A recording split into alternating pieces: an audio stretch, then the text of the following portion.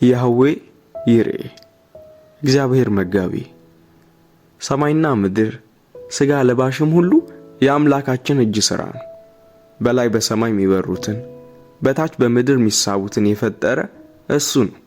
ሰውንም በመልኩ ከምድር አፈር ያበጀ ሕይወትን ያገኝ ዘንድም በአፍንጫው የሕይወትን እስትንፋስ የቸረው እሱ ነው። በተራሮች መካከል ውኖች የሚያሳልፍ የዱር አራዊትን ሁሉ ጥማታቸውን የሚያረካ እሱ ነው። የአንበሳ ግልገሎች ለመንጠቅ ይጮኻሉ፣ ከእግዚአብሔርም ምግባቸውን ይሻሉ።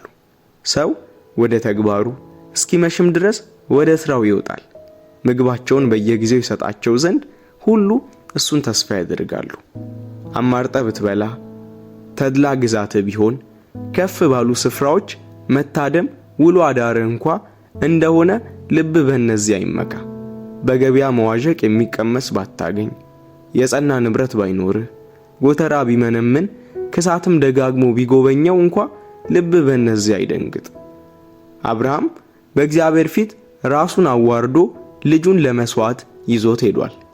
ያህዌ ይርኤ ግን ለመስዋዕት የሚሆን በግ አዘጋጀለት። ዘፍጥረት ምዕራፍ 22።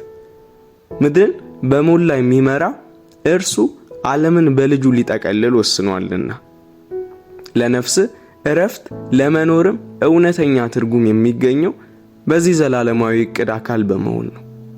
የሰማይ አምላክ ትዕቢተኞችን ያዋርዳል፣ ለትሑታን ግን ጸጋን ይደርባል። ትሕትናን እንደ ልብስ ታጠቅ።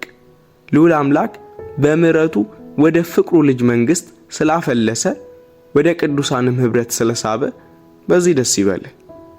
ቀን ቀጥሯልና ልጁን ከሙታን በማስነሳቱ ሁሉን አረጋግጧል።